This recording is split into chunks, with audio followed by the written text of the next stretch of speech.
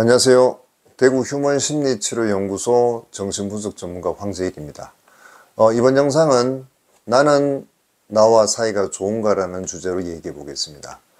먼저 이 이야기를 하기 전에 정신질환에 대해서 한번 좀 분류를 제공해 보겠습니다. 정신질환은 심한 정도에 따라서 정신증, 경계선, 신경증으로 나뉩니다. 정신증으로 가면 갈수록 이렇게 심한 병리고 중간이 이제 경계선 그리고 마지막이 신경증입니다. 그래서 그 숫자도 정신증 환자의 수가 가장 적고 그 다음은 경계선 그리고 가장 많은 비중을 차지하는 것이 신경증입니다. 참고로 100명 중에서 2명이 경계선 환자일 거라고 보고 있습니다. 이 세 가지 범주로 이렇게 나누게 되는 가장 큰 기준은 사고작용이 얼마나 현실을 기반을 두고 있느냐, 그리고 자아의 통합의 정도가 어느 정도 수준이냐에 있습니다. 정신증 범주로 이렇게 갈수록 이 사고가 현실에 기반을 두고 있지 않고 망상과 공상에 기반을 두며 그리고 자아의 통합 정도가 약해서 자아가 깨지기 쉽습니다. 즉 사소한 일에도 심리적 붕괴가 발생하기가 쉽습니다. 정신증과 경계선은 이 자신의 사고작용이나 감정 상태에 문제가 있다고 생각하기보다는 이 상대에게 문제가 있다고 느낄 때가 많습니다. 이와는 대조적으로 신경증 성격 구조의 사람들은 대상에 대해서 반응하는 자신의 방식이 지나치거나 그리고 문제가 있다고 생각하면서 괴로워하는 경우가 많습니다. 그래서 신경증이 증상은 가장 가볍지만 자신이 부적절하다고 생각하기 때문에 세 가지 병리 중에서 가장 고통스럽습니다. 오늘 주제인 나는 나와 관계가 어떠한가는 자신의 반응에 문제가 있다고 생각하기 때문에 즉 자신과 대립적인 위치에 있는 신경증 레벨에 국한해서 얘기를 해보겠습니다. 먼저 이 신경증은 현실 판단력에 큰 문제가 없으며 정상적인 사회생활을 유지하는 데는 큰 어려움이 없지만 이 민감도가 높아서 이제 쉽게 불안해하거나 그리고 감정 조절, 충동 조절에 어려움을 겪기도 합니다. 자기 자신과 사이가 좋지 않은 지점들이 많은 우울성 성격 구조하고 강박성 성격 구조에 대해서 이 두 가지 성격 중에 국한해서 한번 내가 내 자신과 사이가 좋지 않은 그래서 갈등이 생기는 측면들을 한번 살펴보겠습니다. 먼저 강박성 성격 구조에서 한번 살펴보겠습니다. 이 강박성 성격 구조는 태어날 때부터 이 양육자의 이 원칙과 기준이 아주 엄격하고 강하게 강요될수록 이 나를 비난하는 이 양육자의 목소리가 이렇게 내면에 내사돼서 자리를 잡습니다.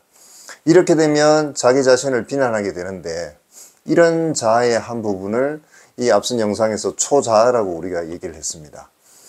이 초자아가 나를 심하게 몰아붙일수록 긴장과 불안은 커질 수밖에 없고 그리고 비난을 피하기 위해서 방어작용으로 도달하기 힘든 그리고 엄격한 자기 나름대로의 기준을 이렇게 자꾸 세우게 되죠. 그런데 이게 기준들이 높기 때문에 도달하지 못하게 될 가능성이 크고 도달하지 못하면 또 자신에게 비난을 가하게 되는 이런 악순환이 반복이 됩니다. 자신을 계속 몰아붙이고 쉬지 못하는 완벽주의 성향도 이러한 강박성의 배경에서 생겨나게 되는 것이죠. 여유 있고 그리고 만족이 있는 삶은 불가능합니다. 때로는 심하게 되면 이게 번아웃이 와서 삶의 모든 동력이 셧다운됩니다. 배터리가 제로가 되기 때문에 여기서 회복하기 되게 쉽지가 않습니다.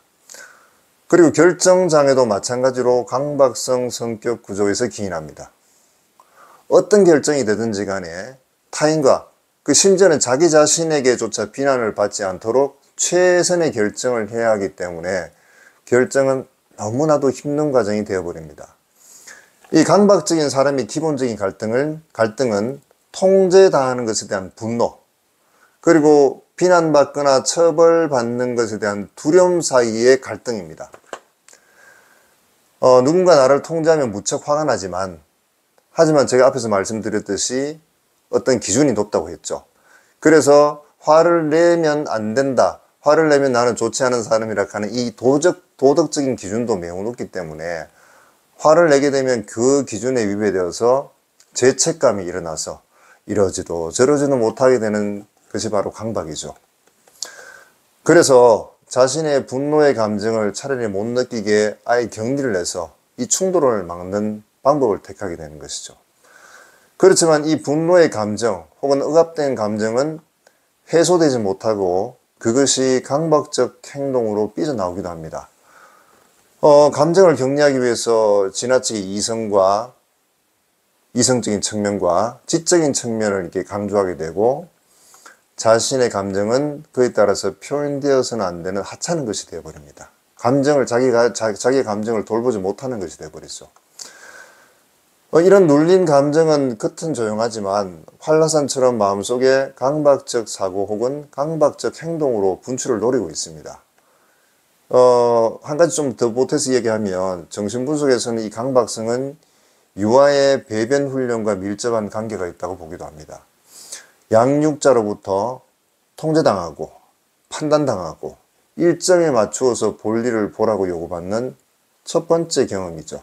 그렇기 때문에 그런 것입니다. 이 배변 활동은 이 변을 내가 가지고 있느냐, 보유하느냐, 아니면 밖으로 내보내냐의 문제이기 때문에 무의식적으로 보유하고 아껴야 하는 우리 일상에서의 돈, 그리고 시간, 이런 문제와 강박의 문제가 얽힐 때가 많습니다. 그리고 두 번째로 우울성 성격 구조에서 자신과 이렇게 사이가 좋지 않게 되는 사항을 한번 설명해 보겠습니다. 왜 나는 쉽게 다른 사람을 배려하고 그리고 맞춰가면서 왜 유독 나 자신을 이렇게 비난하게 되는가 라는 물음을 한 번쯤 가져보셨을 겁니다. 예를 들어서 은행에서 새치기 한 아주머니한테 아무 말도 못하고 아이고 화를 내는 내 자신을 보면서 아이고 바빠서 먹고 살자고 새치기 했는데 그걸 하나 이해 못하는 내가 옹졸하구나 이렇게 생각하면서 자신을 비난하게 되는 경우가 있습니다. 타인이 자신을 욕할 때도 우울한데 자신과 떨어질 수 없는 자신의 내면 속에서 이러한 자기 비난의 목소리가 나온다면 그건 피할 수도 없겠죠. 엄청 고통스럽습니다. 타인에게 가해야 할 비난이 가지 못하고 바로 자신에게 향할 때 맥이 빠지고 모든 의욕이 사라집니다. 즉 삶의 에너지가 고갈됩니다. 마치 류마티즘 같은 자가 면역 질환과도 비슷한 개념이죠. 이렇게 자신을 비난하는 이유는 자신을 비난해야 자신을 비난해왔던 주요 양육자와의 관계가 유지되는 느낌을 가지게 됩니다. 그래야 생존의 안전함을 느낄 수 있죠. 그런 바로 유아기와 아동기 시기를 지나왔기 때문입니다.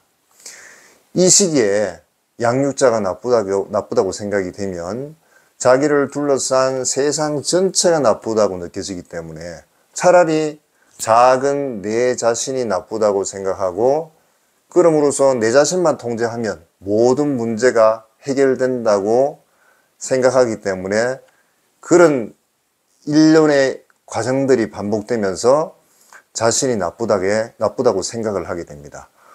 모든 것이 무의식적 과정에서 진행되기 때문에 이러한 착각은 바로 진실이 되어버립니다. 그래서 우울 심리를 갖고 있는 사람의 기저에는 바로 자신에게 잘못이 있다는 신념이 있습니다. 이들은 누구나 느낄 수 있는 자신의 정당한 감정들을 허용하지 못해서 그것을 오히려 표현하는 자신을 한탄합니다. 한마디로 정상적인 감정들을 뒤틀리고 아주 위험한 것으로 자기 자신의 감정을 보게 되죠.